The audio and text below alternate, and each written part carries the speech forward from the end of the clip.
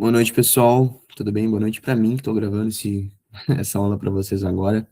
Bom dia, boa tarde, dependendo da hora que vocês estão vendo essa aula.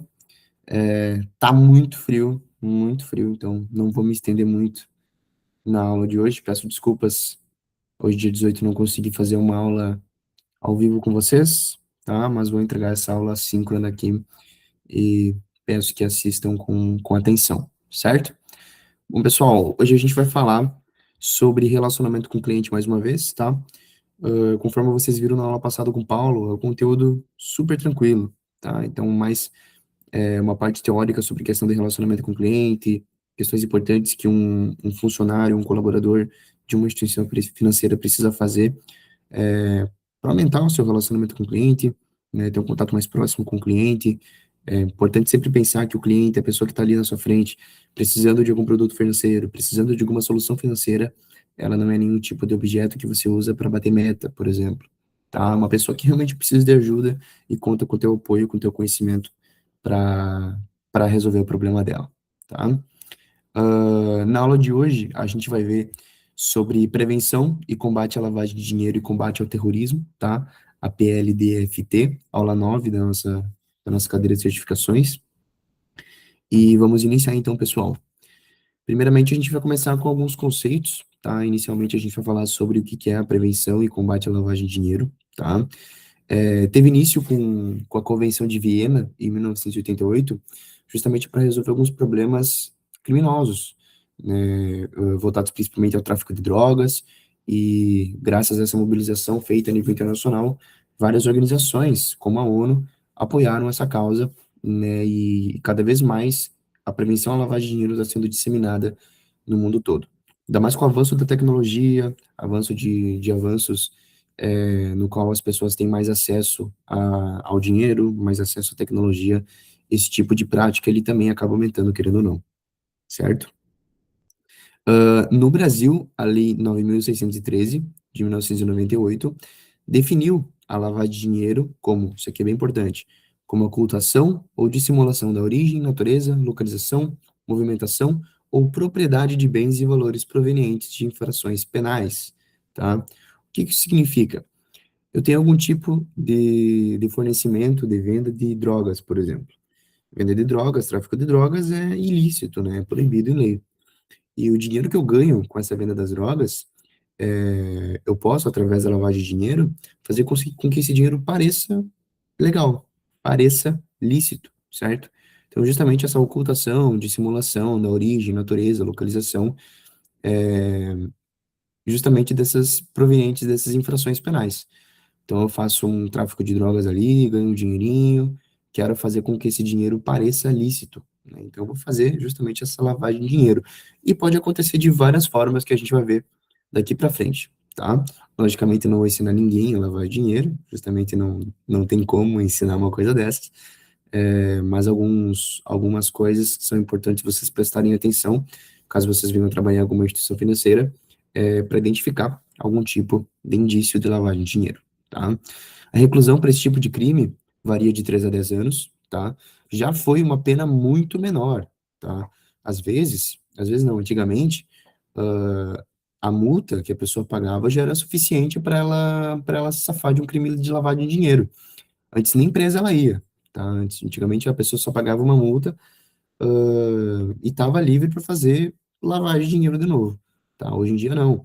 As penas elas ainda são bem brandas, mas já melhorou bastante, tá? A pena varia de 3 a 10 anos, podendo ser reduzida de 1 a 2 terços em caso de delação premiada, ou aumentada de 1 a 2 terços quando o crime for praticado por organização criminosa. O que isso significa? Essa última parte aqui aumentada de 1 a 2 terços, quando a organização criminosa, bem fácil. Não estou lidando sozinho, não estou trabalhando com a lavagem de dinheiro sozinho, tem mais algumas pessoas comigo fazendo esse crime, pode ser aumentada de 1 a 2 terços a pena, tá? Porém, é importante dizer sobre esse primeiro tema ali, que pode ser reduzida de 1 a 2 terços em caso de delação premiada. Isso significa que eu estou trabalhando com mais pessoas, certo? Vamos dizer que tem eu e mais 3 pessoas trabalhando com o crime de lavagem de dinheiro. Porém, só eu fui pega, só eu fui presa nesse crime. As outras 3 pessoas se safaram por enquanto. Porém, eu posso fazer essa delação premiada, que é justamente dedurar o meu coleguinha que fez esse crime comigo, e ele vai preso também, certo? Então, de certa forma, eu estou ajudando a polícia a encontrar outros criminosos que fizeram parte desse meu esquema, e com isso eu ganho uma redução da minha pena, correto? Não sei se vocês viram agora no caso do Vorcário também, ele também está fazendo delação premiada, tá? Então ele, ó, eu posso oferecer uma delação premiada para a Polícia Federal para justamente reduzir minha pena. Então eu entrego outras pessoas que estavam junto com o meu esquema para serem pegas também, certo? Ou pelo menos serem acusadas. Existe uma multa também que é limitada ao dobro do valor da operação ou ao dobro do lucro efetivo ou potencialmente obtido. O valor máximo ele não pode ultrapassar 20 milhões de reais, tá? Então, aqui, por exemplo, multa limitada ao dobro do valor. Se eu lavei 10 milhões de reais em dinheiro, eu vou ser multado em 20 milhões de reais, certo? Essa foi o faturamento da minha operação oriunda da lavagem de dinheiro, tá? Isso pode ser também ao dobro do lucro efetivo ou potencialmente obtido através do crime de lavagem de dinheiro, certo? O máximo de multa é esses 20 milhões de reais aqui. Parte muito importante, tá, pessoal? Acontece o bloqueio temporário de bens. Então, a Lei 13.810 de 2019 passou a permitir o bloqueio temporário de bens, a pedido do Conselho da ONU, em caso de lavagem de dinheiro. Tá? Então, eu tenho uma casa, um carro e um outro apartamento no meu nome. Esses bens, eles são bloqueados, eu não posso nem vender, não posso nem acessar, ou seja, eu estou completamente proibido de ter qualquer tipo de movimentação, ou alteração, ou acesso a esse tipo de bens. Importante lembrar que esses bens que eles são bloqueados, eles não são vendidos para outras pessoas, tá? Eles apenas ficam indisponíveis para negociação ou transferência até que a conclusão do julgamento seja finalizada, certo? E existem algumas fases da lavagem de dinheiro. Eu, por exemplo, uma pessoa que quero lavar dinheiro, nessa minha história, obviamente, eu preciso passar por algumas fases para dar certo, vamos dizer assim. E lembrem dessa sigla aqui, COI, vai facilitar muito para vocês em caso de alguma pergunta no simulado que a gente fizer. O C significa colocação, o O significa ocultação e o I significa integração, tá? Fases da lavagem de dinheiro, ou seja, começa por aqui e termina por aqui, certo? A colocação significa justamente eu estou colocando o meu dinheiro em algum lugar, certo? Então, por exemplo, ganhei algum dinheiro proveniente de lavagem de crime, como tráfico de drogas, eu quero colocar esse dinheiro em algum lugar, justamente para eu poder lavar esse dinheiro, para poder parecer que esse dinheiro seja realmente lícito, seja realmente legal, esse dinheiro que eu tenho através do tráfico de drogas. E é justamente nesse primeiro momento, na colocação, em que estão concentrados todos os esforços nessa fase. Por quê? Porque quanto mais recente eu posso identificar algum indício de crime de lavagem de dinheiro, mais difícil vai ser a ocultação por conta do criminoso. Então, por exemplo, se a pessoa já está nessa fase da ocultação, ou seja, que é dificultar o rastreamento contábil, de onde está o meu dinheiro, quanto antes eu puder colocar os meus esforços na colocação, mais fácil a gente consegue capturar e julgar o criminoso. Tá? A partir do momento que eu coloco e oculto o meu dinheiro, por exemplo, eu coloquei o paraíso fiscal aqui, eu tenho meu dinheiro proveniente de tráfico de drogas e eu quero ocultar esse dinheiro, eu quero dissimular a origem dele. Eu coloco o meu dinheiro em um país, paraíso fiscal, é um país em que as leis elas são mais brandas em relação ao crime de lavagem de dinheiro. Então, alguma ilha, sei lá, mais desconhecida, por exemplo, que eu posso colocar o meu dinheiro em uma instituição financeira de lá, posso trocar dólar por real, real por dólar, e, e isso vai dificultar justamente o meu, isso vai dificultar justamente a polícia a encontrar esse meu dinheiro, certo? Deu um problema ali no Google Meet, mas já arrumei ele. Certo? Então, todos os esforços estão concentrados nessa fase da colocação. E o último é a integração, quando eu retorno o meu dinheiro para o meu país de origem. Então, por exemplo, estou no Brasil, tenho um crime de lavagem de dinheiro que eu faço, tráfico de drogas, por exemplo, coloco meu dinheiro num paraíso fiscal, faço uma diversificação, troco real por dólar, tento fazer o máximo possível para colocar meu dinheiro numa instituição que seja legal naquele país, mas que tenha leis mais brandas em relação à lavagem de dinheiro. E quando tá tudo bem, tudo certo lá, eu volto meu dinheiro para o Brasil. E aquele dinheiro é proveniente legal, porque eu consegui ocultar a origem do meu dinheiro, certo? Geralmente essa integração acontece através de receita de empresa de fachada. Então, por exemplo, eu abro uma cafeteria, começo a colocar meu dinheiro lá e começo a ter um faturamento de tantos reais. Porém, a Polícia Federal ela é esperta no ponto de perceber que o faturamento de uma determinada empresa ela está muito longe do nicho dela, sabe? Das vendas que uma empresa daquele porte poderia ter. Então, por exemplo, eu tenho uma papelaria ou uma banca de jornal, por exemplo. Eu começo a ter um faturamento de R$ 1 milhão. Impossível uma banca de jornal ter faturamento de R$ 1 milhão, justamente por conta que os valores de venda são menores, é uma banca de jornal apenas, então a Polícia Federal já começa a tomar cuidado quanto a isso, certo? Aí, uma questão que é muito importante, a pessoa que ela pratica o crime de lavagem de dinheiro, ela se interessa muito em declarar imposto para o governo, porque quanto mais eu tirar o olho da Receita Federal de mim, melhor, porque justamente o meu dinheiro ele é de origem ilícita e eu quero parecer o máximo possível que ele é de origem legal. Então, quanto mais imposto eu puder declarar, quanto mais um dia eu tiver com a Receita Federal, eu vou estar ainda bastante no lucro, justamente pelo crime que eu cometi, e eu vou estar dando satisfação para a Receita Federal. Então, estou tirando os olhos da Receita Federal da minha empresa, justamente por conta dessa declaração que eu estou fazendo, certo? Então, saibam sobre essas fases de lavagem de dinheiro, vai ser muito importante para vocês, certo? E cada uma das suas características também. Bom, agora quem está sujeito à lei da crime de lavagem de dinheiro? Vamos lá, Bolsa de Valores, administradores de cartão de crédito, capitalização, seguradoras, instituições financeiras, coisas básicas, tá, pessoal? Praticamente todas as empresas que trabalham com dinheiro, sejam financeiras ou não, precisam estar sujeitos à lei do crime de lavagem de dinheiro, certo? E algumas questões importantes que dizem respeito a algumas coisas que são um pouco mais peculiares, tá? Por exemplo, pessoas físicas ou jurídicas que exerçam atividades de promoção imobiliária ou compra de venda de imóveis, pessoas físicas ou jurídicas que comercializam joias, pedras e metais preciosos, objetos de arte e antiguidades, pessoas físicas ou jurídicas que comercializam bem de luxo ou de alto valor. Essas empresas, seja pessoa física ou pessoa jurídica, também estão sujeitos a essa lei, tá? Então, fugindo um pouco de banco, fugindo um pouco de assessoria de investimento, essas empresas, nesse nicho, nesses ramos, também estão sujeitas à lei justamente por esse alto valor de venda de algum produto que ela faz. Então, por exemplo, esse último aqui do objeto de arte, eu posso vender a minha arte por R$ 10 milhões, porém ela não vale tudo aquilo, porém eu estou ganhando R$ 10 milhões, eu posso dizer não, estou ganhando meus R$ 10 milhões justamente pela venda da minha obra de arte. Porém, ela não necessariamente precisa valer esses 10 milhões, porque eu estou tentando realmente parecer com que esse dinheiro seja legal, seja lícito, certo? Então, tomem cuidado, caso tenha algum tipo de pergunta, por exemplo, quem está sujeito à lei do crime de lavagem de dinheiro? Tiver alguma dessas opções, com certeza marquem ela, certo?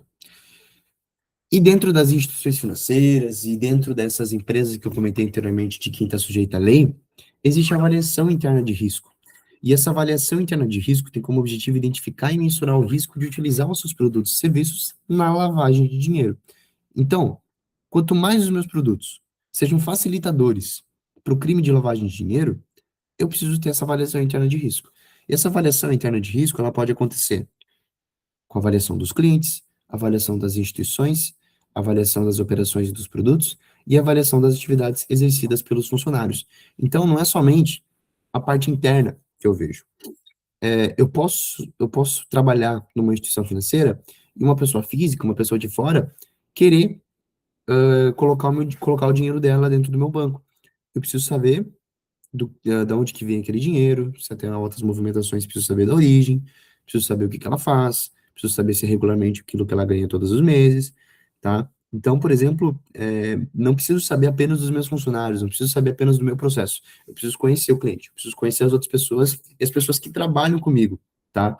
Terceirizado também, pessoas que são terceirizadas, preciso dessa avaliação interna de risco para saber se aquela operação, aquele serviço terceirizado possui algum tipo de risco para minha empresa, justamente combatendo o crime de lavagem de dinheiro, certo? Falando especificamente sobre avaliação interna de risco para clientes, existe os procedimentos K e YC, tá? Que significa Know Your Client, conheça seu cliente, tá? Esses procedimentos de conhecer o seu cliente, eles são formalizados em manual e aprovados pela diretoria da instituição, tá? Isso aqui tem muito em instituição financeira, certo? Então, procedimentos básicos, pessoal, identificação do cliente, como nome, endereço, CPF, etc. A qualificação do cliente, ou seja, informações para avaliar a capacidade financeira do cliente, certo? Preciso saber quanto que ele ganha, preciso saber se aquela renda que ele está ganhando é realmente proveniente da atividade formal que ele tem, certo? E a classificação do cliente. Classificar seus clientes na categoria de risco definida na avaliação interna de risco, certo? Então, por exemplo, eu trabalho numa instituição financeira e uma pessoa que vende carros, por exemplo, vem abrir uma conta comigo. Eu preciso ter essa avaliação interna de risco porque é justamente venda de produtos que têm valores muito altos, correto? E que são facilitadores para o crime de lavagem de dinheiro. Tem alguns prazos que são muito importantes vocês saberem, pessoal. Sobre avaliação interna de risco, o prazo para fazer essa avaliação, ela precisa ser revisada pelo menos a cada 2 anos, tá? Não pode ultrapassar esse prazo. Cadastro atualizado dos clientes, ele precisa ser atualizado anualmente. Então, por exemplo, vocês têm uma conta numa instituição financeira, estão mais de um ano lá, geralmente alguém vai chamar vocês pedindo informações para atualização do cadastro. Então, por exemplo, informe de rendimentos, endereços, caso tenha mudado, casou, então mudou meu estado civil, preciso da certidão de casamento, preciso do CPF do meu cônjuge, coisas nesse sentido. Então, o cadastro precisa ser atualizado anualmente. E registro das transações, então, Pix, pagamento, boleto, eu preciso guardar no mínimo por 5 anos essas transações que são feitas desde o encerramento da conta. Então, por exemplo, encerrei minha conta hoje, todas as transações que eu fiz estão guardadas dentro da instituição financeira, e a instituição precisa guardar por no mínimo 5 anos, certo? Informações gerais dos meus clientes, 10 anos, é um prazo de 10 anos e precisa ser enviado para o Banco Central. Cliente ativo, o cliente, quando ele está ativo, significa que ele fez movimentação nos últimos 12 meses. Então, por exemplo, o meu cliente, a última movimentação dele foi em janeiro de 2023. A conta dele está inativa. Ele pode ter ainda a conta aberta na instituição financeira, porém, a conta dele está inativa justamente porque ultrapassou esse prazo de 12 meses sem movimentação, certo? O COAF, pessoal, é o principal órgão de combate à lavagem de dinheiro no Brasil. Então, por exemplo, alguma incidência de crime de lavagem de dinheiro, alguma suspeita dentro da minha instituição, eu vou fazer a comunicação para o COAF, certo? E ele é o principal órgão de combate à lavagem de dinheiro no Brasil. Produz inteligência financeira e protege os setores econômicos contra esse crime. Está vinculado administrativamente ao Banco Central e possui diretores de vários segmentos do governo federal, tá? Polícia Federal, Ministério da Justiça. Então, precisa ter pelo menos um representante desses órgãos. Tem mais vários lá, se não me engano, são 14 representantes que compõem o COAF e ajudam justamente nessa prevenção ao crime de lavagem de dinheiro. E tem uma observação muito importante que o COAF ele pode requerer aos órgãos da administração pública informações cadastrais bancárias e financeiras de pessoas envolvidas em atividades suspeitas. Então, por exemplo, existe uma pessoa que ela faz algumas transações que são suspeitas de crime de lavagem de dinheiro, que a gente vai ver mais para frente, e o COAF ele precisa de mais algumas informações dessas pessoas. Ele pode solicitar aos órgãos da administração pública sobre informações que são sensíveis e sigilosas, inclusive cadastros bancários e financeiro dessas pessoas, justamente para fazer essas investigações. Mas tudo isso precisa ser embasado, precisa ter uma tese. O COAF ele precisa pedir, fazer essa solicitação com algum tipo de base, tá? Seja por uma comunicação da instituição financeira, seja por uma própria investigação que o COAF está fazendo, então precisa estar embasado justamente para pedir essas informações que são sensíveis das pessoas, certo? Imagine, por exemplo, o COAF ele faz uma solicitação de informações cadastrais, informações bancárias das pessoas, e a pessoa ela não está cometendo nenhum tipo de lavagem de dinheiro. É um problemão para o COAF, é um problemão para a Polícia Federal, certo? Bom, sobre o registro das operações, pessoal, operações com fortes indícios de lavagem de dinheiro, assim como aquelas que superam o limite definido pela autoridade competente, ou seja, o COAF, devem ser comunicadas ao próprio COAF em até 24 horas após a sua realização da transação, sem que qualquer pessoa seja informada sobre essa comunicação. O que isso significa? Por exemplo, eu trabalho em uma instituição financeira e percebo que tem alguma movimentação suspeita. Quero fazer um registro da operação no COAF, quero comunicar ao COAF em até 24 horas após a realização dessa transação, certo? Porém, eu não posso avisar ninguém que eu estou fazendo isso. Imaginem que chega um colega do meu lado e pergunta, o que que tu tá fazendo aí, cara? Tá fazendo uma comunicação pro COAF e tudo mais? Eu não posso simplesmente falar pro meu colega que eu tô fazendo isso. Nem pro meu diretor, nem pro meu chefe eu posso fazer isso. Imagine se alguma dessas pessoas estão trabalhando junto com essa pessoa que eu tô suspeitando e que eu tô comunicando. A pessoa do meu lado aqui, ela tá trabalhando com essa pessoa, vai avisar, ó, vende tudo. A pessoa já vai comunicar o COAF, já faz outro crime, outra ocultação do dinheiro, sabe? Então, é uma decisão própria, é uma decisão minha e que eu não posso compartilhar essa informação para ninguém, tá? E o registro de todas as operações financeiras precisam ter essas informações: tipo, valor, data, nome, CPF e canal utilizado, certo? Informações básicas também.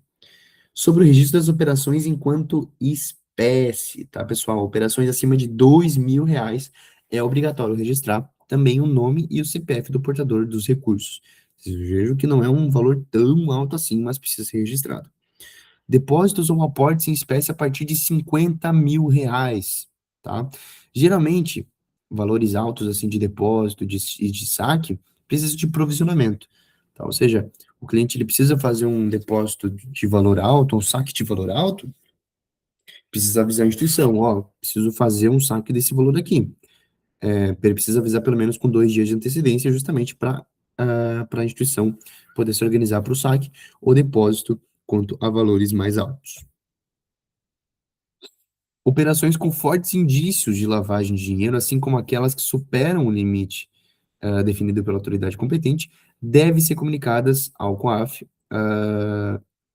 Tá, essa parte já passou aqui, tá? Então, em caso de recusa do cliente ou do portador em fornecer as informações exigidas, essa ocorrência deve ser registrada e considerada nos procedimentos de monitoramento. O que que isso significa? Já ouvi relatos de algumas pessoas que me disseram exemplos parecidos com esse que eu vou dizer para vocês agora. É, eu estou fazendo um atendimento com o cliente, certo? E eu vejo que ele tem algumas operações que são com valores mais altos, preciso colocar o tipo de operação que ele tem, o tipo de trabalho que ele faz.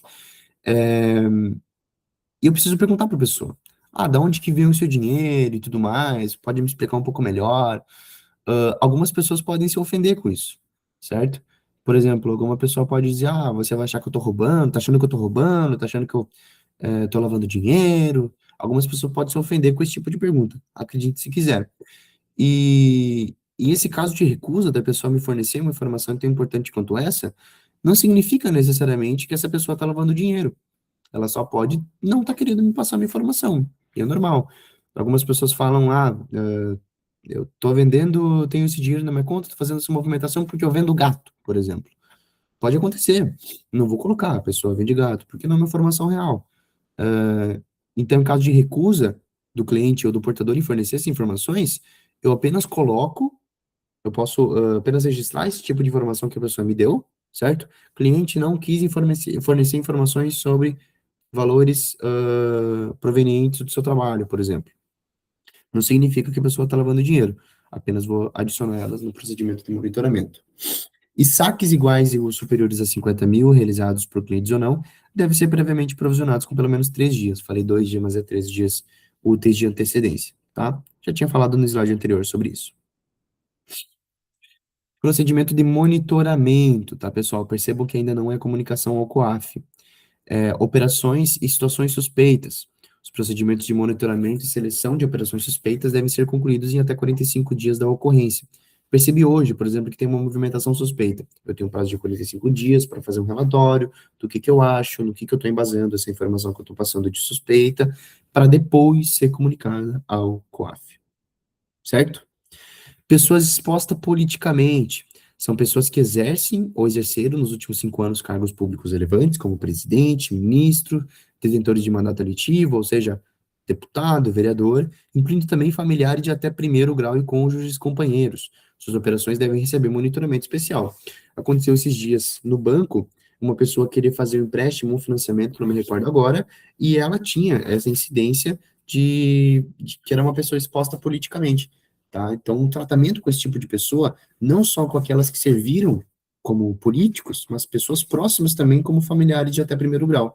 Então, se eu não me engano, era a irmã é irmã de uma pessoa que foi política, e acusou.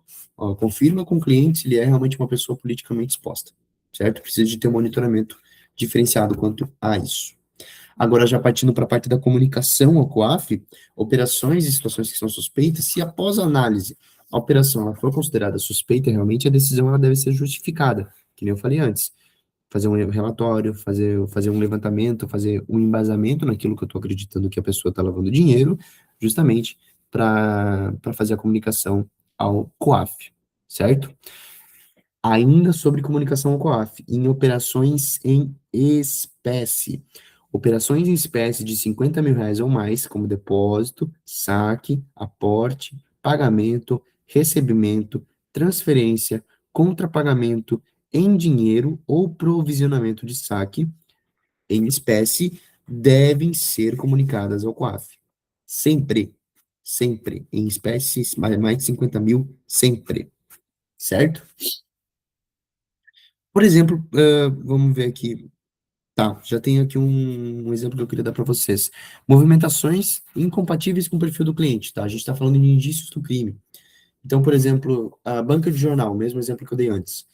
Eu tenho uma movimentação de R$ 100.000 por semana em uma banca de jornal. Muito difícil isso acontecer. Superando esse limite, de R$ 50.000 nas operações em espécie, a pessoa chega lá com R$ 100.000 para fazer um depósito em dinheiro, dinheiro vivo, dinheiro vivo. É muito difícil esse tipo de coisa acontecer. Então, essas movimentações que são incompatíveis com o perfil do cliente, da pessoa que é uma dona do banco de jornal, seja pela atividade que ela exerce ou pela capacidade financeira daquela empresa, precisa ser tratado como indício do crime de lavagem de dinheiro. Outra coisa também, um aumento repentino e sem justificativa no volume de depósitos. De um momento para o outro, eu estou querendo depositar muito valor e isso não acontecia antigamente. É um indício. Não significa que a pessoa está lavando dinheiro, mas é um indício. Fracionamento de depósitos ou saques. Então, todo dia eu faço um depósito é, com valores menores, notas de menores. Então, faço esse fracionado justamente para não levantar suspeita da Receita Federal, não levantar suspeita da instituição financeira, certo? Isso pode acontecer tanto com depósito quanto com saque. A impossibilidade de identificar o beneficiário final, então, por algum motivo, eu não consigo identificar quem está recebendo o meu dinheiro, é um indício. E depósito em espécie com cédulas em condições incomuns. Então, alguma cédula que seja úmida, com um odor muito forte, mofadas, significa que aquele dinheiro ele estava guardado em algum lugar há muito tempo, certo? Um lugar que realmente não era propício para estar guardando algum tipo de dinheiro, é um indício muito forte de crime de lavagem de dinheiro, certo? Preste atenção nesses indícios aqui, que com certeza vão cair no nosso simulado, certo? Pessoal, a aula de hoje foi essa. Qualquer dúvida que vocês tenham, por essa aula ser assíncrona, tá? Então, por ela não ser ao vivo, peço que vocês me mandem uma mensagem no WhatsApp, mandem uma mensagem no grupo, mandem uma mensagem para o Paulo, não tem problema nenhum, certo? Muito obrigado, pessoal. Espero que tenham gostado da aula. Qualquer dúvida, novamente, me chame. Fechou? Um abraço.